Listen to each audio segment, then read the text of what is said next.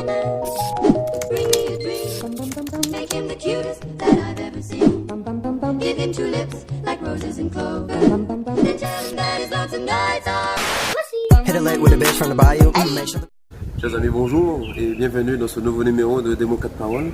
Avant tout, je voudrais vous souhaiter une très bonne année 2020, toujours plus remplie du Seigneur, avec toujours plus d'amour, plus de paix, plus de joie dans les familles, dans les couples, dans nos relations en général.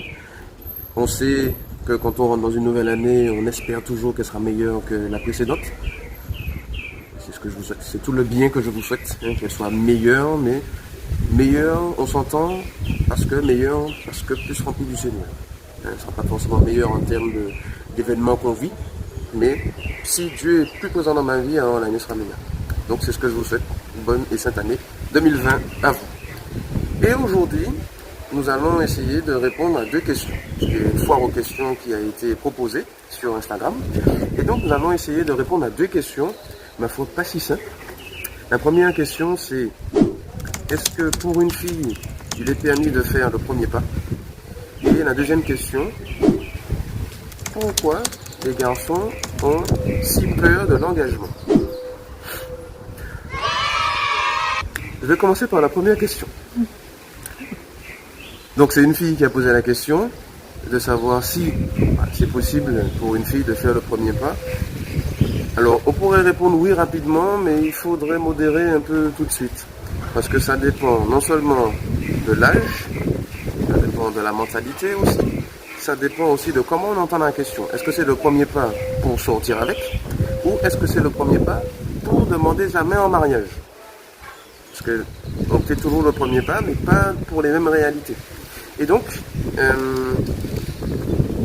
alors sans trop stigmatiser, j'espère, la nouvelle génération, d'une manière générale, et les filles de la nouvelle génération sont un peu plus avenantes que les filles de l'ancienne génération, et parfois elles peuvent faire carrément du rentre-dedans. C'est-à-dire, voilà, elles veulent attraper un homme, elles ne cachent pas du tout les sentiments, parfois c'est même le corps qui n'est pas du tout caché non plus, puisque on n'attrape pas des mouches avec du vinaigre. Du coup, on s'expose, et du coup c'est plus tellement un premier pas, là c'est clairement voilà, la vitrine est ouverte, prends, vas-y, serre-toi. Du coup, dans ces cas-là, c'est pas intéressant. C'est pas intéressant parce que du coup, la fille se vend un peu comme une marchandise, alors que c'est une personne qui doit se respecter pour être respectée en retour. Donc, il y a une question d'âge, une question de mentalité aussi. Donc voilà, le rentre-dedans, c'est des choses à éviter, évidemment, puisque une fille a tout à fait le droit de dire à un garçon qu'elle lui plaît, voilà, qu'elle aimerait bien construire quelque chose avec lui et tout. Mais voilà, le mieux est que ça se passe un peu dans la finesse, dans voilà, des choses un peu, j'allais dire un peu pudiques, mais voilà, pas du rentre dedans et du prends-moi tout de suite, quoi. Alors, on va éviter ce genre de choses. Et puis, pour ce qui est de la demande en mariage concrètement, il peut arriver des situations où le monsieur esquive la question du mariage. Et donc, la fille, la dame peut très bien, elle, lancer le sujet et dire qu'est-ce que tu penses du mariage? Est-ce que tu penses que pour nous, ça serait une bonne chose? Est-ce que tu envisages de te marier avec moi? C'est des choses tout à fait possibles, ce qui d'ailleurs dit une certaine maturité dans le couple, que de se poser ce genre de questions, d'aborder ce genre de sujet. Et évidemment, il ne s'agit pas de lui mettre un couteau sous la gorge non plus en disant il faut qu'on se marie, même si parfois certains gars ont besoin vraiment qu'on leur mette un coup de pied aux fesses. Mais c'est possible en tout cas à une fille de poser la question: chérie, est-ce que tu penses qu'on pourrait se marier? Il est vrai que traditionnellement c'est plutôt le gars qui est censé le faire, parce que c'est la démarche de la galanterie et tout cet héritage là qu'on a reçu. Mais étant donné que les mœurs sont un peu changées, il n'est pas interdit, si on veut, que ce soit dans l'autre sens que ça fonctionne. C'est pas interdit. C'est pas courant, mais c'est pas interdit. Voilà un peu pour la première question. Voilà, qui pourrait être approfondie, mais voilà, pour l'instant, on va dire que c'est déjà pas mal. La deuxième question, un petit peu plus technique, c'est le pourquoi les hommes ont du mal à s'engager. Il y a plusieurs théories, plusieurs raisons, et certaines des choses que je vais vous dire sont des raisonnements partagés par différentes personnes, et d'autres seront des analyses un peu plus personnelles. Parmi les éléments, ce sont des éléments qui sont plus ou moins vrais en fonction des réalités. Un premier élément qu'on peut donner, c'est que c'est un aspect un peu historique et culturel. On sait que nous avons un passif esclavagiste avec les hommes que l'on prenait, que l'on envoyait de case en case, d'habitation en habitation. Et donc, si on veut, quelque part, dans les gènes et dans l'inconscient collectif, ce qu'on appelle l'inconscient collectif, il y a ce donné que l'homme n'a pas pris l'habitude de s'engager.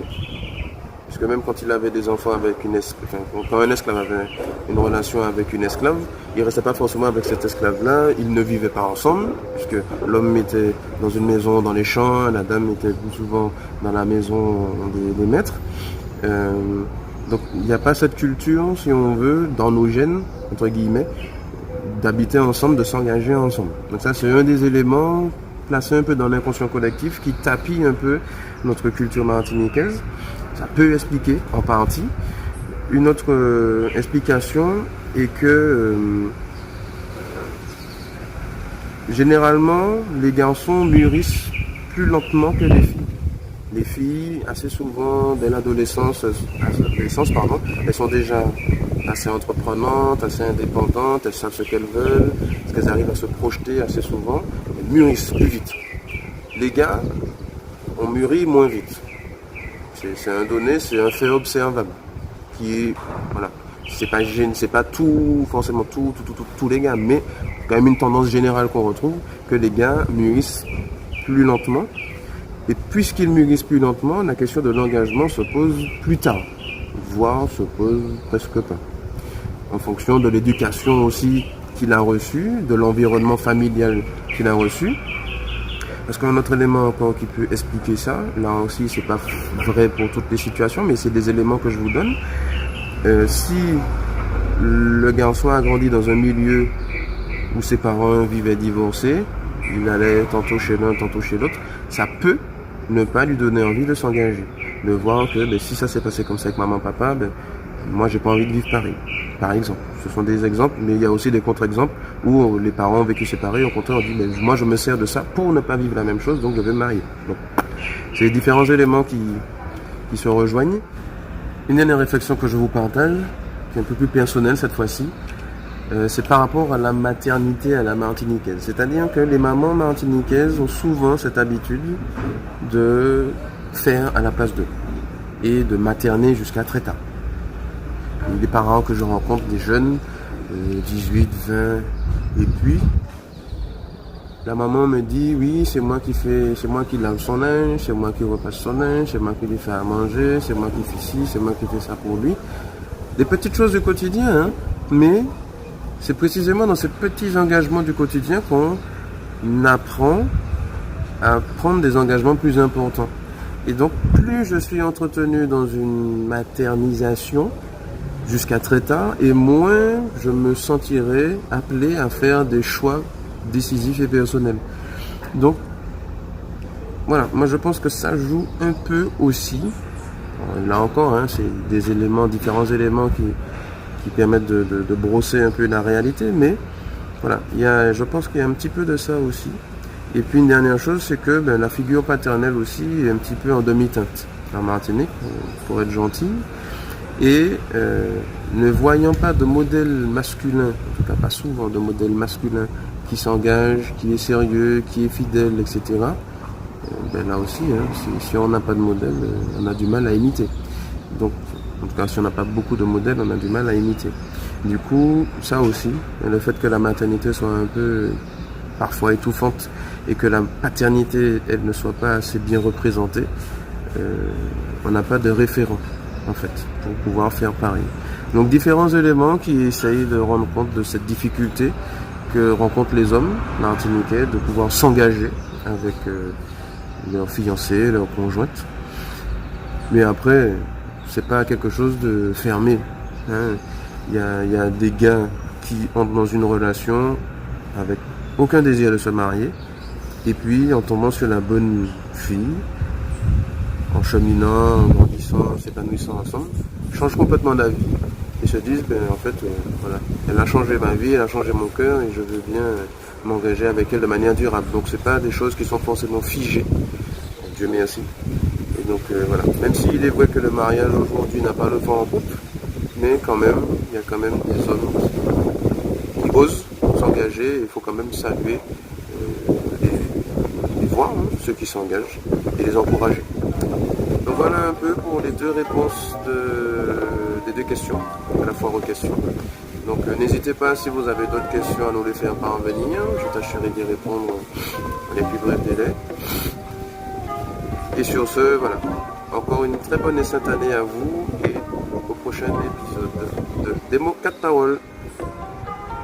$100,000 in my pocket, now it's on my wrist. I'm back, see, pimping.